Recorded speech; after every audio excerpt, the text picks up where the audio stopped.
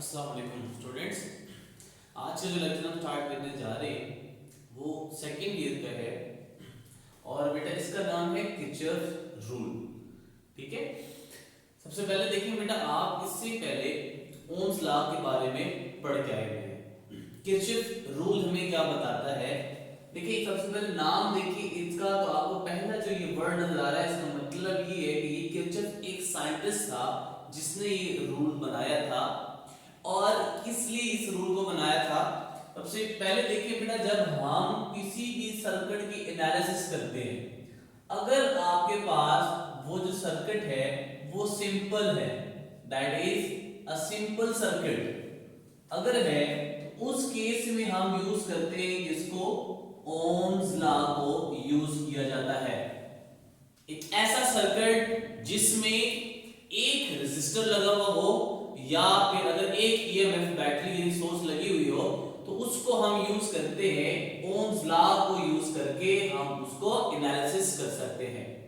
लेकिन अगर सिचुएशन कुछ इस तरह बन जाए कि एक सर्किट सिंपल ना हो बल्कि एक कॉम्प्लेक्स सर्किट हो, एक ऐसा सर्किट हो जिसमें ईएमएफ सोर्स भी एक से ज्यादा हो और रेजिस्टर भी एक से ज्यादा हो, तो उस केस में हम ओम्स लॉ को यूज नहीं कर सकते।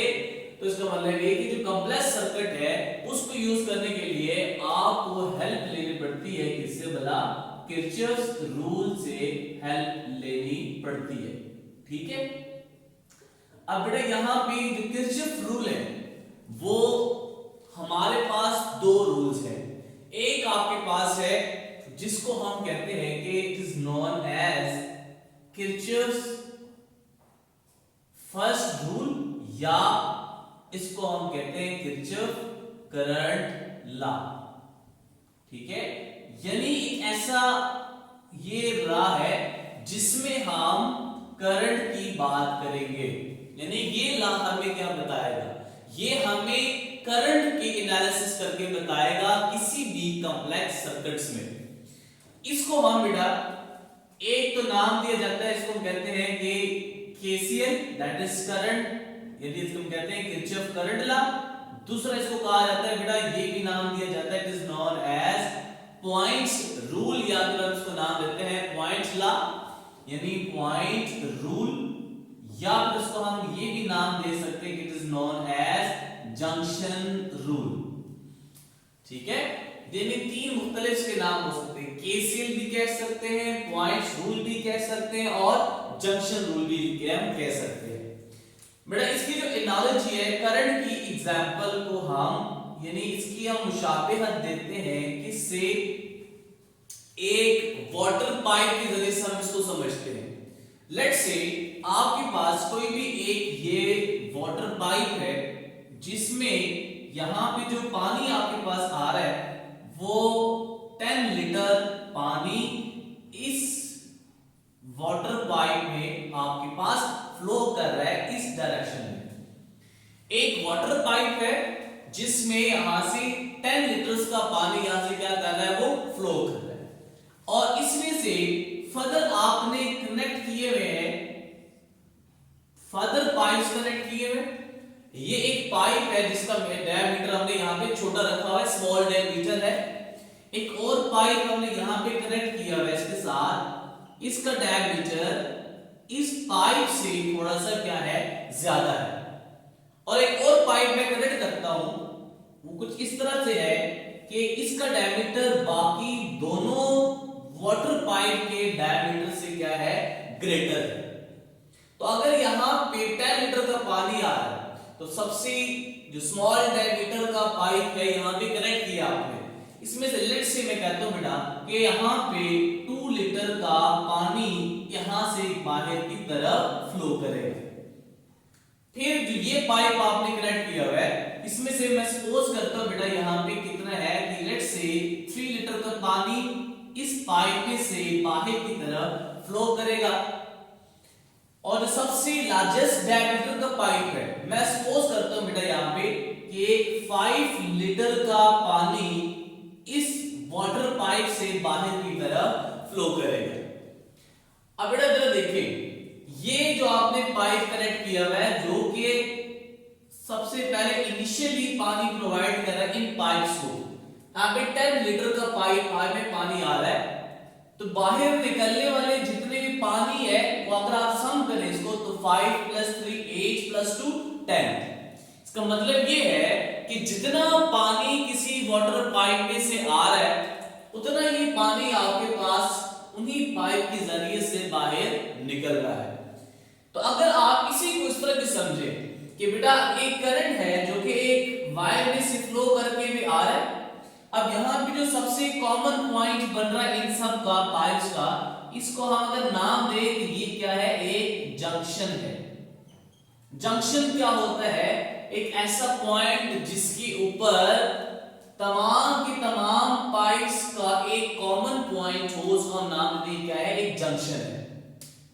तो अगर हम करंट की एनालॉजी भी इसी तरह लें कि लेट्स से फॉर एग्जांपल अगर आपके पास एक कॉमन पॉइंट है, लेट्स से ये कॉमन पॉइंट है और इस कॉमन पॉइंट पे जो यहां से करंट फ्लो कर रहा है, लेट्स से इसको मैं नाम देता हूं, ये आपके पास क्या है, करंट I1 है। ठीक हो गया बेटा। अब दूसरे देखें, एक करंट यहां से फ्लो कर रहा है इस कॉमन पॉइंट की तरफ, इसको मैं नाम देता हूं, लेट्स से ये बेटा आपके पास क्या है, I2 है। ये I1 I2 यहां पे करंट इस कॉमन पॉइंट की तरफ फ्लो कर रहे हैं। लेट्स से हम कहते हैं कि एक ये जो आपके पास करंट है इसको मैं नाम देता हूं, लेट्स से बेटा आपके पास क्या है, I3, और I3 करंट की डायरेक्शन देखें वो इस कॉमन पॉइंट से बाहर जा रहा है, अवे जा रहा है। और एक और करंट मैं कंसीडर करता हूं, लेट्स से बेटा ये आपके पास एक करंट है, इसको मैं नाम देता हूं, लेट्स से ये बेटा क्या है, I4, और I4 करंट की जो डायरेक्शन है वो भी इस कॉमन पॉइंट से बाहर की तरफ है। तो सेम ये देखिए बेटा आपके पास अभी हमने क्या कहा कि ये 10 लीटर का पानी इनके सम के बराबर होगा। का मतलब ये है कि जितना जंक्शन की तरफ पानी आ रहा है उसका सम बाहर निकलने वाले पानी के बराबर होगा। अब जरा इस बात पे गौर करें, इसको यहां पे एनालॉजी कंपैरिजन करें। ये दोनों करंट कौन से हैं, ये इस जंक्शन के ऊपर मीट कर रहे हैं, यानी ये वो करंट है जो कि जंक्शन की तरफ जा रहे हैं। तो ये दो करंट है जो जंक्शन से अवे जा रहे हैं। तो इसी के बेस के ऊपर मैं किरचॉफ करंट लॉ की जो स्टेटमेंट है उसको मैं कुछ इस तरह से लिख सकता हूं कि सम ऑफ, मैं लिखूंगा बेटा यहां पे, sum of all the currents meeting at a junction, meeting at a junction is 0। ये उसकी स्टेटमेंट होगी on the basis of this कि जितने भी करंट सारे के सारे मिल रहे हैं एक कॉमन पॉइंट या फिर जंक्शन के ऊपर, उन तमाम करंट्स का सम ले ले तो सम का जो आंसर आएगा वो बेटा आपके पास क्या आएगा, यहां पे 0 आएगा। अब इसी के बेस के ऊपर बेटा जो आपने यहां पे स्टेटमेंट लिखी है, मैं इसको यहां पे एक मैथमेटिकली मैं लिख सकता हूं। मैथमेटिकली मैं कुछ इस तरह लिखूंगा बेटा, आप वर्ड यूज कर रहे हैं कौन सा वाला, सम का, और सम के लिए हम एक सिंबल यूज करते हैं जिसको हम नाम देते हैं, ये क्या है, सिग्मा, या फिर हम इसको कहते हैं ये क्या है, समिशन।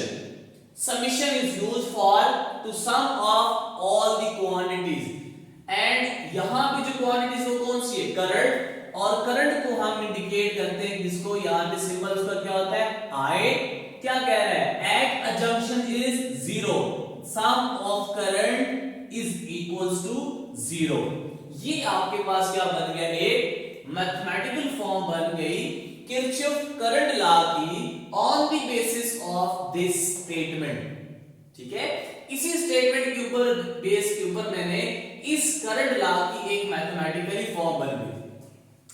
अब यहां में देखिए बेटा, इस मैथमेटिकल फॉर्म को मैं आप एक मॉडिफाइड फॉर्म में कन्वर्ट करता हूं।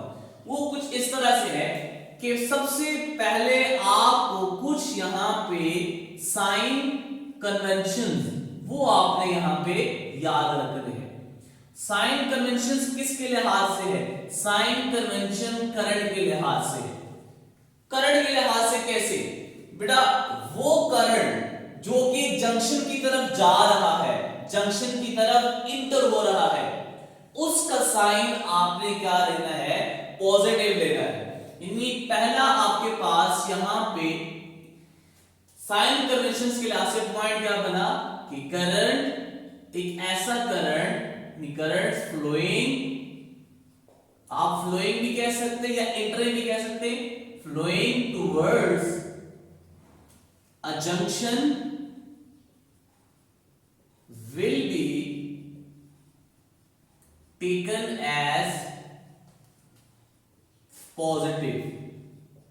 जितने भी करंट्स है जो भी एक कॉमन पॉइंट जंक्शन की तरफ जा रहे हैं, उसका साइन आपने क्या लेना है? पॉजिटिव लेना है।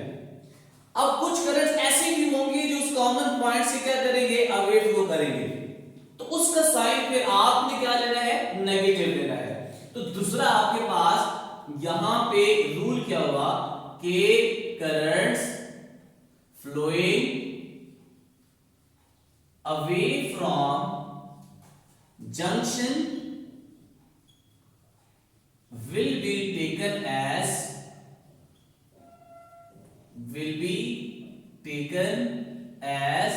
Negative.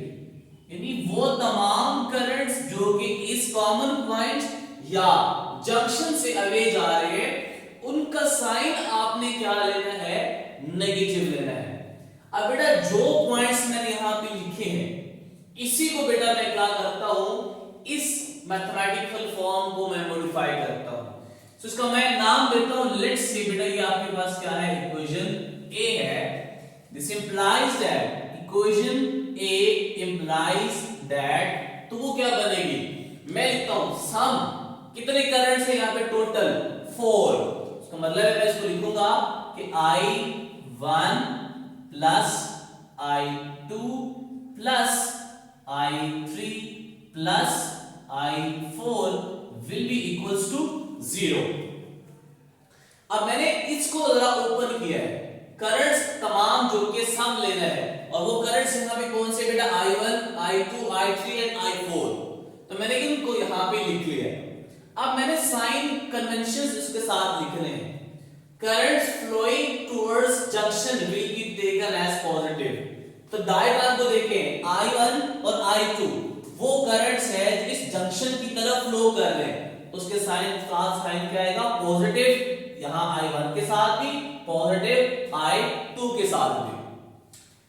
And currents flowing away from the junction will be taken as negative. तो यहां पे देखिए I3 एंड I4 वो दोनों करंट्स हैं जो इस जंक्शन से बाहर की तरफ जा रहे हैं, अवे जा रहे हैं, तो उनका साइन मैंने यहां पे क्या लेना है बेटा? एक नेगेटिव यहां पे लेना है, negative, and I4 will be taken as negative। So ये एक मॉडिफाइड फॉर्म बन गई किसकी? इस मैथमेटिकल फॉर्म इक्वेशन ए की। लेकिन इसको हम एक और अच्छे तरीके से अब लिखते हैं। मैं इसको इस तरह से भी लिख सकता हूं कि I1 plus I2 minus I3 minus I4 will be equals to 0। ठीक है, सिंपल क्या किया बेटा? प्लस माइनस माइनस लिख लिया, प्लस माइनस माइनस मल्टीप्लाई कर यहां पे देखें तो हमने ये एक मॉडिफाइड इक्वेशन बना ली। अब इसको और सिंपलीफाई करते हैं। तो बेटा मैं इसको लिख सकता हूं बेटा कि I1 प्लस I2, बेटा ये दोनों यहां पे नेगेटिव है, उस तरफ जाएंगे इक्वेशन की तो क्या बन जाएगा? प्लस। तो I3 plus I4, so I1 plus I2 is equals to I3 plus I4। अब जरा इस चीज को नोट करें, I1 प्लस I2 ये दोनों जो करंट्स आपने लिखे हुए हैं, ये कौन से करंट्स हैं? These currents are flowing towards, कहां पे जा रहे हैं? Towards junction, जंक्शन की तरफ जा रहे हैं। And what about these two currents I3 and I4? I3 and I4 are the currents flowing away from the junction, यानी ये ऐसी करंट है जो कि फ्लो कर रहे हैं जंक्शन से अवे। तो यहां पे क्या है? प्लस है, यहां पे क्या है? प्लस है। तो यानी आपने क्या किया है? सम किया है करंट का जो कि अवे जा रहे जंक्शन से और टुवर्ड्स जा रहे हैं। तो इसी को मैं एक और मॉडिफाइड फॉर्म में लिख सकता हूं यहां पे कि summation of the currents which is flowing towards junction, that is I, और वो कहां पे जा रहे? Towards junction. This will be equals to sum of the currents flowing away from the junction. अब ये जो आपके पास इक्वेशन बन गई, एक न्यू इक्वेशन बन गई। अब इस न्यू इक्वेशंस की करस्पॉन्डिंग में इसी के बारे में एक और स्टेटमेंट लिखता हूं। मैं इसको लिख सकता हूं बेटा, यहां पे आप हेडिंग्स दे दें कि अदर स्टेटमेंट, एक और स्टेटमेंट मैं किसके लिहाज से लिखूंगा? ये जो मैंने मॉडिफाइड इक्वेशन लिखी है इसके लिहाज से मैं इसको लिख सकता हूं। और वो क्या है? सम ऑफ, इसी मैथमेटिकल फॉर्म को आपने एक थ्योरेटिकल फॉर्म में लिख लेना है। Sum of all the currents flowing towards a junction will be equals to sum of all the currents flowing away from junction। ठीक है, इसी की बेस के ऊपर मैंने एक और स्टेटमेंट लिख लिया यहां पे कि वो तमाम करंट्स का सम जो कि जंक्शन की तरफ जा रहे वो बराबर होगा तमाम करंट्स का सम के जो के आपसे जंक्शन से क्या जा रहे हैं? अवे जा रहे हैं। तो ये आपके पास एक और स्टेटमेंट बन गई किसकी बेटा? किरचॉफ करंट लॉ की ये एक स्टेटमेंट बन गई है। अब ना देखिए बेटा, एक यहां पे जो आपने इक्वेशन लिखी है बेटा, मैं इसको जरा थोड़ा सा एक एमसीक्यूज पॉइंट ऑफ व्यू से भी एक लिख सकता हूं। वो एमसीक्यूज आपसे किस तरह पूछा जा सकता है मैं आपको बताता हूं बेटा। मैं यहां पे लिखता हूं बेटा कि I1 plus I2 is equals to I3 plus I4। इस इक्वेशन को मैंने यहां पे दोबारा लिख लिया। आप क्या करें? मल्टीप्लाई करें, multiply both sides by t, यानी टाइम से आप इसको क्या कर दे? मल्टीप्लाई कर दे। तो बेटा जब टाइम से मल्टीप्लाई करेंगे तो ये क्या बनेगा? दिस इंप्लाइज दैट आपके पास बनेगा I1 multiply by t plus I2 multiply by t will be equals to I3 multiply by t plus I4 multiply by t। अगर देखें आपके पास ये फार्मूला किस चीज का बन गया बेटा? आपके पास फार्मूला होता है I is equals to Q by T। तो अगर आप Q की वैल्यू निकालना चाहें तो क्या बनेगा? Q is equals to IT। तो जरा देखिए यहां पे क्या है? I1। तो इसके लिहाज से मैं लिख सकता हूं कि दिस इंप्लाइज दैट, ये जो आपने लिखा हुआ है ये बनेगा Q1 प्लस ये क्या बन जाएगा? Q2 will be equals to ये क्या बन जाएगा? Q3 प्लस और ये क्या बन जाएगा? Q4। यहां Q क्या इंडिकेट कर रहा है बेटा? ये Q आपको इंडिकेट कर रहा है चार्जेस के बारे में। अब जरा देखिए एमसीक्यूज क्या पूछा जा सकता है कि Kirchhoff's current law obeys dash law, law of conservation of energy, law of conservation of charge, law of conservation of momentum, या all of these। तो जरा देखिए ये क्या कह रहा है? sum of all the charges before the junction, meaning meeting at the junction is equals to sum of all the charges after the junction, या फिर अवे फ्रॉम द जंक्शन। तो इस लॉ को हम कहते हैं ये क्या आपके पास Kirchhoff current law obeys law of conservation of charges. तो जो किरचॉफ करंट लॉ है वो law of conservation of charges को ओबे करता है। अब ये आपके पास इस तरह भी हम कह सकते हैं Kirchhoff current law is the manifestation of law of conservation of charge. ठीक हो गया बेटा। अब जरा देखिए एक एमसीक्यूज हम सॉल्व करते हैं interest point of view से बड़ा इंपॉर्टेंट एमसीक्यूज पूछा जा सकता है। वो एमसीक्यूज कुछ इस तरह से बेटा कि लेट्स से बेटा आपके पास ये कोई भी एक रेक्टेंगल है और रेक्टेंगल में कुछ करंट की डायरेक्शन इस तरह से है, यहां से करंट आ रहा है 8 एम्पियर का, यहां से करंट जा रहा है 1 एम्पियर, ये आपके पास जा रहा है 1 एम्पियर, ये करंट भी जा रहा है 1 एम्पियर का। तो आप बताएं बेटा ये करंट भी जा रहा है 1 एम्पियर का और करंट की डायरेक्शन कुछ ये बनती है। आपने ये बताना है कि इस जंक्शन से करंट आपके पास जो बाहर निकल रहा है वो कितना है। ठीक है, यानी 8 एम्पियर करंट यहां इंटर हो रहा है, 1 एम्पियर इंटर हो रहा है, 1 एम्पियर यहां इंटर हो रहा है। आपने बताना है कि यहां से जो करंट बाहर की तरफ निकल रहा है वो कितना है। अब हम देखिए सॉल्व कैसे करते हैं और ऑप्शन में आप यहां भी दिए जा सकते हैं कि 12 एम्पियर, 13 एम्पियर, 9 एम्पियर या आप कह सकते हैं यहां पे कि 10 एम्पियर। ठीक है, अब जरा देखिए आपने इन रूल्स को याद रखना है। इस पॉइंट को जरा आप नाम दे दें, ये आपके लिए क्या है, एक जंक्शन पॉइंट है, जंक्शन है। तो इस करंट को 8 एम्पियर जंक्शन की तरफ इंटर हो रहा है, 1 एम्पियर जरा देखिए जंक्शन से किधर निकल रहा है, बाहर की तरफ निकल रहा है, और ये करंट भी जंक्शन से बाहर की तरफ निकल रहा है। So sum of current flowing, that is 8 ampere, will be equals to sum of these two currents flowing away from the junction. So 8 ampere is equals to 1 ampere plus this ampere. तो इसका मतलब है 8 minus 1 which is equals to ये क्या बन जाएगा 7 ampere बन जाएगा। यानी 7 ampere का करंट अब कहां जाएगा, इस जंक्शन की तरफ जाएगा। 7 इधर भी इंटर हो रहा है, 1 एम्पियर यहां पे जंक्शन के ऊपर इंटर हो रहा है और ये करंट आपके पास चली जा रहा है जंक्शन से। तो sum of these two current will be equals to this current. So 7 plus 1 which is equals to 9 ampere.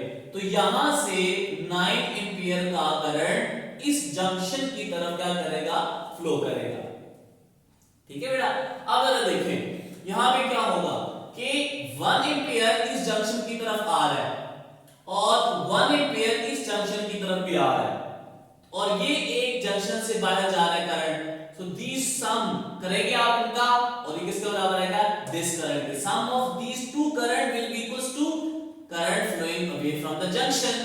तो ये बन जाएगा 1 एम्पियर प्लस 1 एम्पियर, ये बन जाएगा बेटा 2 एम्पियर का करंट इस हाथ से फ्लो करेगा।